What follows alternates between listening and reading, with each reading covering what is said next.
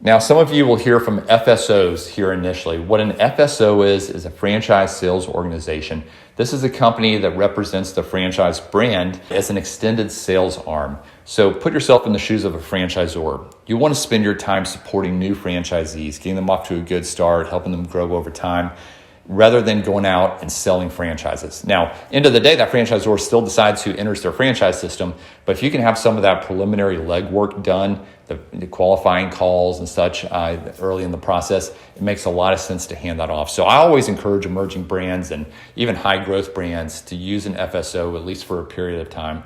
Examples of these would be Franchise Fastlane, Rep'em Group, Brand One, FranDevCo. And these groups are very discriminating in who they work with, what brands they'll represent. So it's a gold star to the brand when they get picked up by an FSO. Obviously, it's an expense to the franchise brand to use an FSO, but I think it's a smart move for a lot of them in most cases.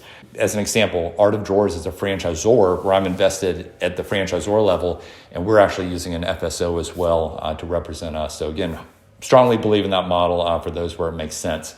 So you may be hearing from one of them in your email or phone call outreach. With a franchisor, development rep, or with an FSO, you may love the developer you're working with. That's essentially the salesperson. Whether you love them or you don't quite jive, that's less important than your relationship with a franchisor. Those founders calls, you want to try to get those if you can.